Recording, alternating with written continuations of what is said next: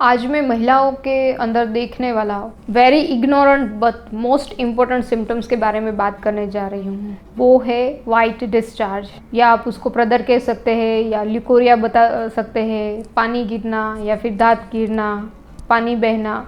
ये कई सारे वर्ड जो है वो वजाइनल डिस्चार्ज को आइडेंटिफाई करते हैं।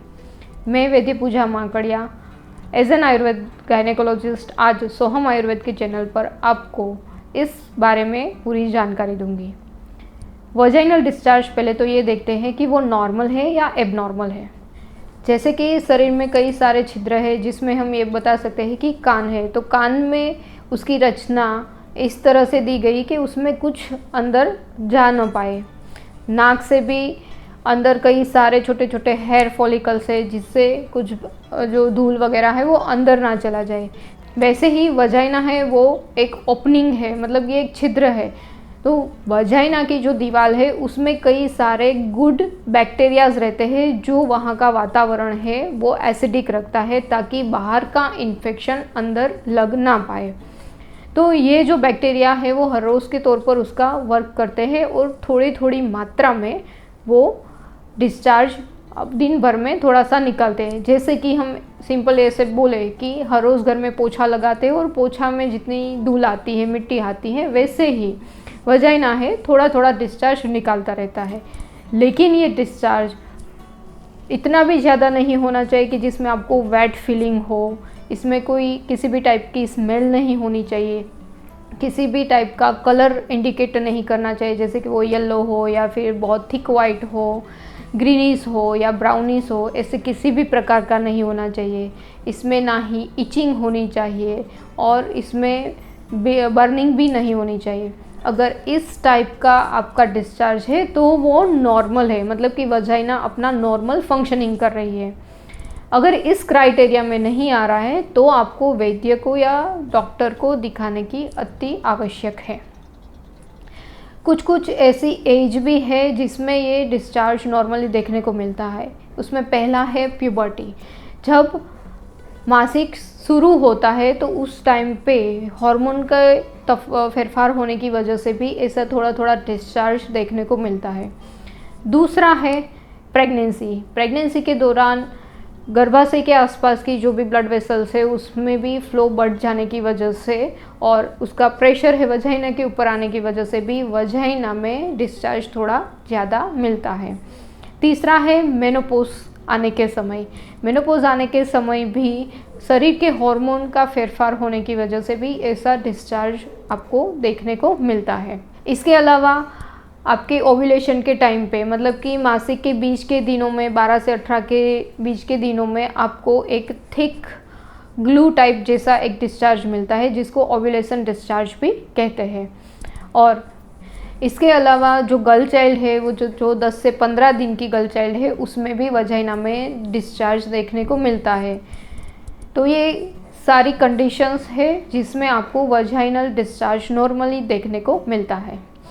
इसके अलावा कई बार कोई ऐसी कंडीशन है जिसमें एस्ट्रोजन लेवल शरीर में बढ़ता है तब भी आपको डिस्चार्ज मिलता है। कौन कौन सी है जिसमें आपको मेनार्की के टाइम पे, मेनोपॉज के टाइम पे, प्रेगनेंसी के टाइम पे भी एस्ट्रोजन बढ़ता है। इसके अलावा आप अगर किसी गर्भ निरोधक गोलियां खा रहे हैं तो उसमें भी आपको वाइट डिस्चार्ज देखने को मिलता है।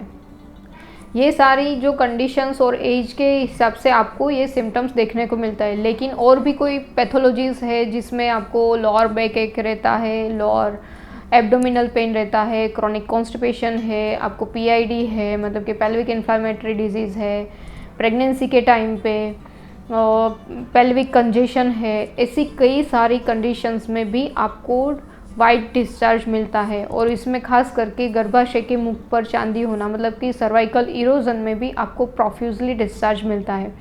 लेकिन ये सारी जो कंडीशंस है जिसमें पैथोलॉजिकली जो भी है वो आपको डॉक्टर को दिखा के उसका ट्रीटमेंट करवाना चाहिए। कई बार वजाइनल प्रोलैप्स हो जाने की वजह से भी उस एरिया में वजाइनल एक्सुडेशन, मतलब कि जैसे हम बोलते हैं कि जब बहुत पानी गिरता है तो दीवार से पानी ऐसे ठंडा ठंडा निकलने लगता है, उस टाइप्स का, मतलब कि पानी झरता है, तो ऐसी कंडीशन भी उस अवस्था में मिलती है।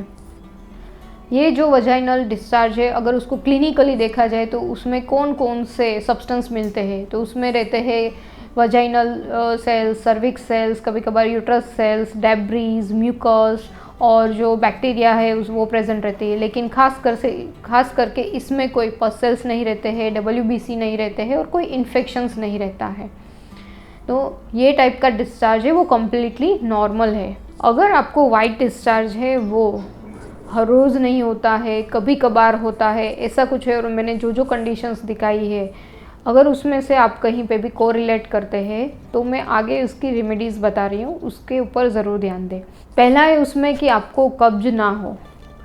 अगर आपको कब्ज रहती है, कॉन्स्टिपेशन के आप पेशेंट हो, तो आपको कॉन्स्टिपेशन रिमूव करने के लिए हर रोज़ आप हरड़ चूर्ण भी ले सकते हैं, और मैंने कब्ज के ऊपर एक वीडियो स्पेशली बना के रखा है, तो वो आप अवश्य देखें और उसके मुताबिक आपकी लाइफस्टाइल चेंज करें।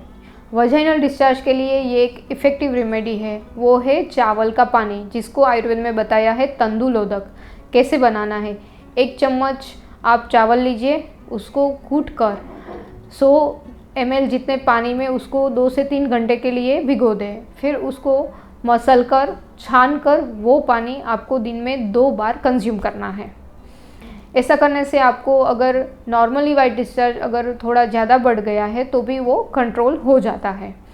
अगर आपकी गट हेल्थ अच्छी नहीं है तो आप 1 चम्मच मिश्री का पाउडर, 1 चम्मच जीरा का पाउडर लेके ये चावल के पानी के साथ दिन में 2 बार ले सकते हैं।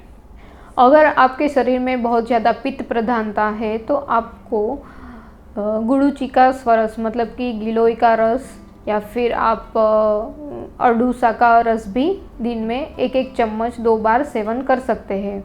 इसके साथ आप थोड़ा सा मध मिलाकर ले सकते हैं। इसके बाद अगर आपके पास आंवला है और आंवला के सीड्स को फेंकने की वजह उसको तोड़ के जो छोटा सा सीड्स निकलता है उसको आप चावल के पानी के साथ ले सकते हैं या फिर छाछ के साथ भी ले सकते हैं। खास करके ये प्रयोग जब आपको पीरियड्स ख़त्म होने के बाद 3 दिन तक प्रयोग करेंगे तो आगे आपको ये सफ़ेद पानी की समस्या कम हो जाती है।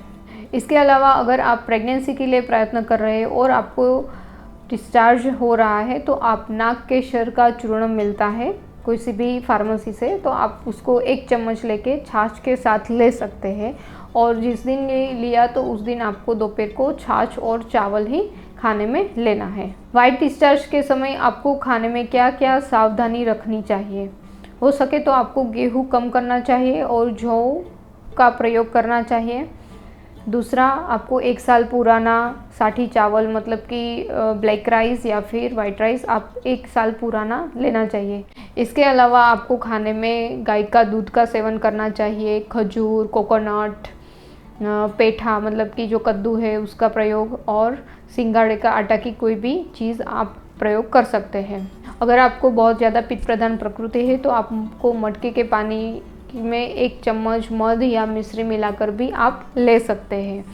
और अब खास करके अपना हाइड्रेशन मेंटेन रखें, पानी बहुत अच्छी तरह से पिए ताकि वजाइना है अपना सेल्फ क्लीनिंग का काम अच्छे से कर पाए।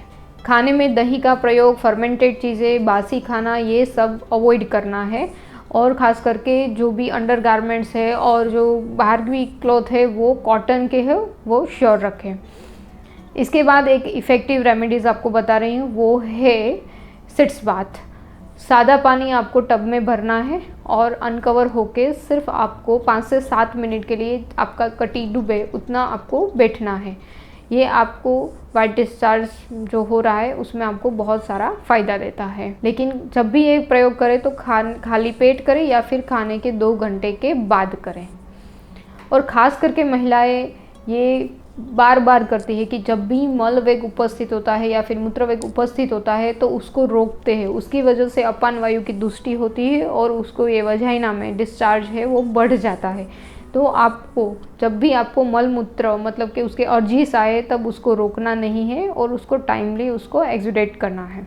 अगर आपको किसी भी प्रकार का व्यसन है जैसे कि तम्बाकू, पान मसाला, सिगरेट, शराब, कुछ भी आप अगर कंज्यूम करें तो उसको भी अवॉइड करें। और मोस्ट इम्पोर्टेंट, जब भी आपको वाइट डिस्चार्ज बहुत बढ़ जाए और अगर वो बीमारी में कन्वर्ट हो जाए तो तब जब तक आपका औषध सेवन काल चल रहा है तब तक ब्रह्मचर्य का पालन करें, क्योंकि कई बार ऐसी केसेस में आपके पार्टनर को भी दवाई देने की ज़रूरत पड़ती है। तो इस वीडियो में आपने वाइट डिस्चार्ज के नॉर्मल क्या है, उसकी कुछ होम रेमेडीज़ क्या है, कब आपको डॉक्टर को दिखाने चाहिए, जाने के लिए जाना चाहिए, इसके बारे में आपने देखा। अगले वीडियो में हम उसकी डिटेल में कौन सा टाइप का डिस्चार्ज इन्फेक्टेड है और किस टाइप का नहीं, इसके बारे में हम जानेंगे। धन्यवाद।